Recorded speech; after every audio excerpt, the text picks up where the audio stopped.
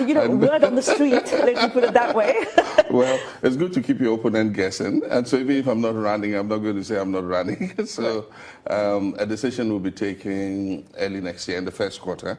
That's when we hold our party's primaries for the presidential candidacy. And we'll see. So at this point, you say you can neither confirm nor deny? Of course. Well, turning to the situation in the country, and you have been very outspoken about the economic turmoil that you are seeing in Ghana. The country is enduring deep economic problems, rampant inflation. Now, of course, this is not unique to Ghana. We're seeing this globally. But we saw protests in the country in June against the high cost of living. And you've, for a long time, called on the government to accept assistance from the IMF. It has now changed course and has turned to the International Monetary Fund for help. But Mr. Mahama, you also came under fire about how you handled the economy during your tenure. Should you have a chance to lead your country again, what would you do differently that you didn't do the first time around? What would you do differently next time? I'll just say something a little bit to look at the two circumstances under which we went into the IMF. We are all members of the IMF, and so it's a body we go to when you have some macroeconomic instability. And so at the time I was president, yes, we suffered macroeconomic instability due to two factors, internal and external. External, you get shocked from time to time. We had the commodity price shocks, the slowdown in China. But internally, we overshot our expenditures because we introduced a new wage policy that sought to make the remuneration in the public sector more uniform. And it shot the wage bill far above what we had anticipated. Almost 73% of our revenues was going to pay wages and salaries alone. And so that forced us to go into the IMF. This government has twin problems. One is macroeconomic instability, because expenditures far exceed revenues. Revenues are not performing properly. But then the second thing is also that they went on a borrowing spree and they've pushed our debts to levels that are unsustainable. Just recently, the World Bank came and said we had almost 104% of debt to GDP. And so we have twin problems. One, to achieve fiscal consolidation, and two, to bring debts back to sustainable levels. So that's what they're faced with. What I'll do differently, the economy is situated in an environment. It does not exist in isolation. And so there are some things that need to be done to create an environment for the economy to thrive. And some of them are governance issues, strengthening state-owned institutions, the fight against corruption, and so many other things that create the environment for the economy to thrive. I think that if we go into this program and we bring debts back to sustainable levels, and we are able to get the bridging facility in order to achieve policy credibility, so that investors again feel confident that they can bring their money into Ghana, then we must start from there and maintain that prudence. This should be the last time we go to the IMF.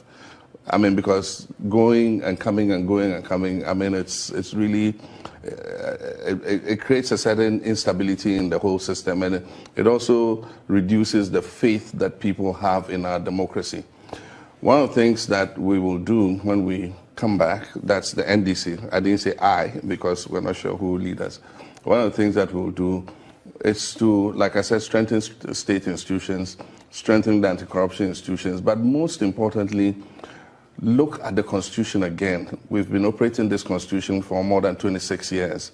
And I think that the time has come for us to look at it again and do some tweaking in order that we can have a more a proper constitutional environment in which to grow the economy. And so those are some of the things that we'll look at. In 4 years, we have a 4-year term like they have in America, not like in other countries where they have 5 terms. And so there's very little you can do in terms of infrastructure. We'll do our best, invest in the health sector, invest in education, invest in the economic infrastructure. But all this must be geared towards creating opportunities for especially young people to be able to realize their full potential, be able to find jobs in the economy. I think that that's what we'll be looking at. And in your experience, does a loan from the IMF cure all economic ills? No, it doesn't. It doesn't. You see, what happens is you can implement a homegrown fiscal consolidation policy, which is what we wanted to do. But unfortunately, a lot of local and foreign investors, would probably doubt that you can live by the promises that you make, unless you have an institution like the IMF, working together with you, because they know that if you have the IMF supervising, they're going to be marking and making sure that you meet the obligations that you have set out. And that is why an IMF program becomes important. That's why I said it's for policy credibility. But aside from that, IMF will give you money to show up your foreign reserves. And you need that money to stabilize your currency. And so if government is able to reach accommodation with IMF, which will be dependent on if they're able to reach agreement with our creditors, because of the debt must come to sustainable levels before the IMF will give you a program. And so if they're able to do that, then the IMF will give Ghana is looking for $3 billion. I don't know how much the IMF is going to give, but anything between $1.5 billion and $3 billion would help shore up the reserves. I mean something similar to what Zambia has. Yes, exactly. Our situation is similar to Zambia. Zambia had a twin problem, both the debt and fiscal consolidation. Correct. And now they've got a program. I think they have had their negotiations for debt sustainability, and I think they're well on their way now.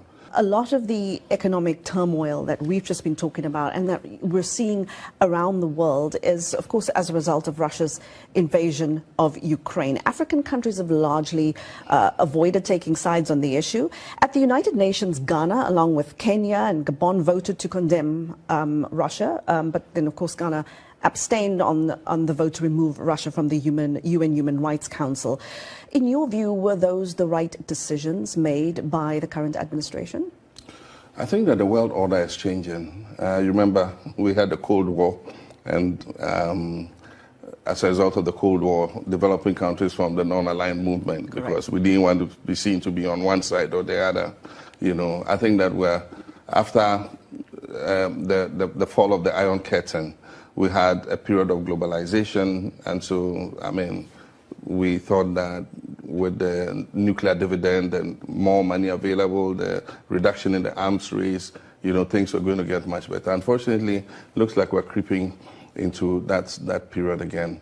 I think that it's a period of adversity for the whole world because it's triggering a kind of global recession. China and Russia and I don't know which other countries appear to be on one side, and then the whole Western world is also on the other side. Already in Africa, if we need funding for infrastructure, big infrastructure projects, the place to go is China and the East. Normally, the Western countries would invest in the social sector, in education, in healthcare, and things like that, but not big infrastructure projects. I'll make an exception for the Millennium Compact, which President Bush introduced and which Ghana has benefited from twice. But normally, if you want to do a bridge or a road or a railway or something, often you'll go to the East. At the last G7, the Western countries talked about a $600 billion a fund to assist Africa and other developing countries in terms of infrastructure. I know that the United States has put up the DFC, I think it's a DFC, and they've committed about $100 billion to assist countries in critical, infrastructural projects. So it's an opportunity for us to benefit, in terms of improving our infrastructure. But at the same time, it's an opportunity for us to look within and see what we can do better in terms of trading amongst ourselves. Happily, we've passed the African Continental Free Trade Area. And as I speak, the first commodities are beginning to be exchanged. A shipment of tiles from Ghana, I read this morning, is going to Rwanda. And a shipment of tea is coming from Kenya to Ghana. That's good news. We've been advocates of this for so long. We're happy it's happening now. 11% trade amongst ourselves. It's ridiculous.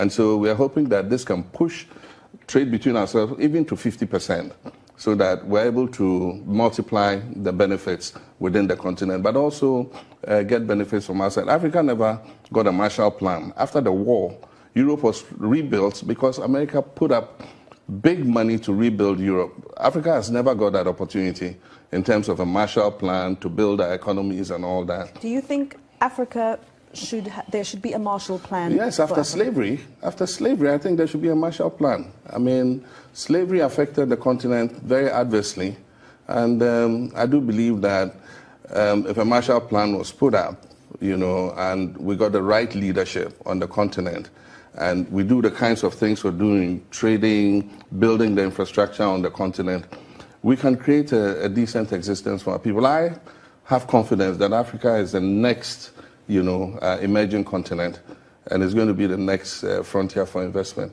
and business. Well, from what they say, from your lips to God's ears. Mr. John Dramani Mahama, the former president of Ghana, thank you so much for your time. Thank you for coming and speaking to us. We do appreciate it very much. Thanks, Heidi. Thanks for having me. John Mahama there, and you can catch the full interview on our social media platforms. Go to Facebook at VOA Straight Talk Africa, and also you can find us on YouTube. Our YouTube page is VOA Africa. That's our show this week. Thank you for joining us on television, radio, and for streaming with us online. You can watch Straight Talk Africa on our website, voaafrica.com, and I'll see you next time. Goodbye.